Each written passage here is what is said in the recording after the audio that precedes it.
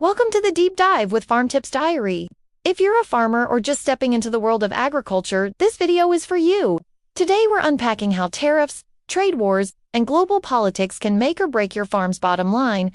Don't forget to like this video and subscribe to the channel so you never miss insights that keep your crops growing and your profits steady. Let's start with a story. Imagine waking up one morning to find that the price of your main crop, say, soybeans, has dropped 30% overnight. You didn't change how you planted. The weather hasn't changed. Your yields are on point. So what happened? A trade war happened. Specifically, the US-China trade tensions, which started with tech and escalated into agriculture. When China slapped tariffs on US soybeans, the demand dropped like a stone. China turned to Brazil and Argentina. American farmers left with full silos and empty pockets. This wasn't a rare event. It's just one example of how international decisions ripple all the way down to your tractor seat. Trade wars sound far away, but they hit close to home. That's the first big lesson. You may not be sitting at the negotiating table, but you're the one paying for the meal. Now, let's shift to another piece of the puzzle. Export bans. These aren't always about conflicts. Sometimes countries simply panic. Think about rice exports from India. A poor monsoon, a fear of domestic shortage, and boom, an export ban is announced. Suddenly, countries that rely on Indian rice have to look elsewhere. Thailand, Vietnam, and even lesser-known exporters step up. And guess what? If you're growing rice in a non-banned country, prices spike in your favor. But if you're exporting and your country introduces a ban, you're stuck with product and no buyer. And it's not just rice. Wheat, corn, palm oil, all of these have faced temporary or semi-permanent export restrictions in the last few years. Every time it happens, there's a shock to the system. Supply chains stretch, reroute, and sometimes snap. And in that chaos, opportunities arise. Because yes, there is a silver lining. When global trade gets messy, new markets open up.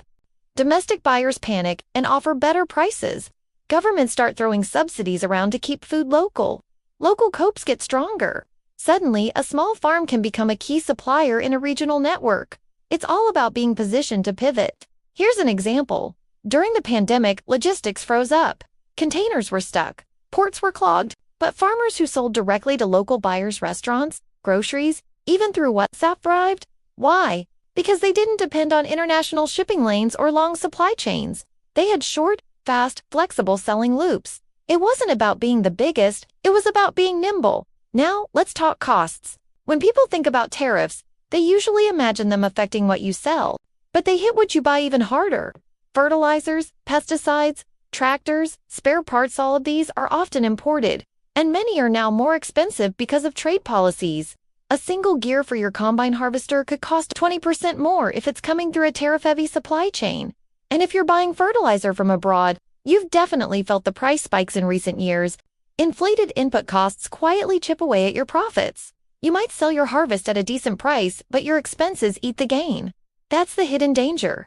And because prices are unpredictable, planning becomes harder. You can't accurately budget for the next season.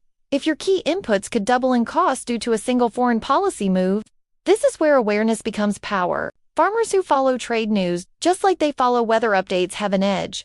It might sound boring, but knowing when a tariff is being debated or when two countries are entering a trade deal helps you make smarter planting and buying decisions. Should you lock in that machinery order now or wait?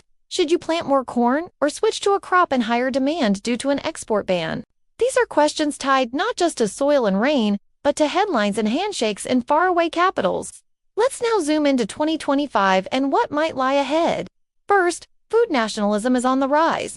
More countries are aiming to be self-sufficient and may restrict imports or stockpile grain. This can hurt export-focused farmers, but it could boost domestic selling prices.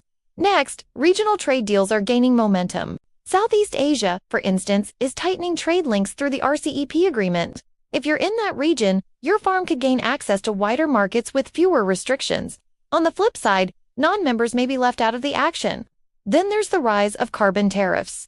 Yes, your carbon footprint might soon affect your ability to sell internationally. Europe and other regions are considering taxing imports based on how green their production is.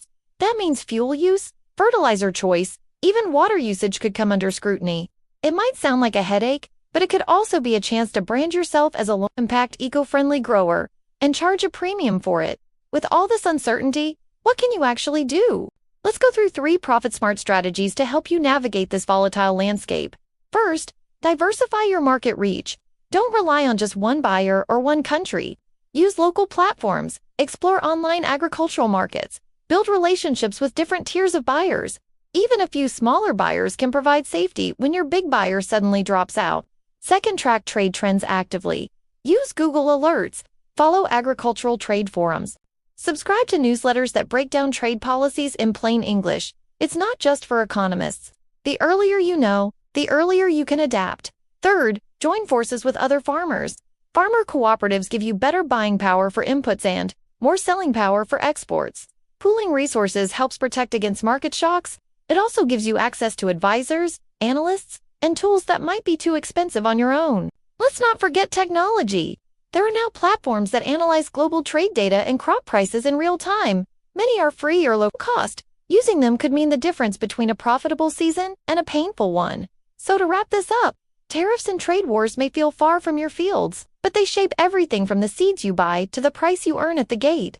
They're not just policies, they're profit levers. The more you understand them, the better you'll position your farm not just to survive, but to grow. We hope this exploration has been valuable. Thanks for joining us on this deep dive. See you again on our next deep dive.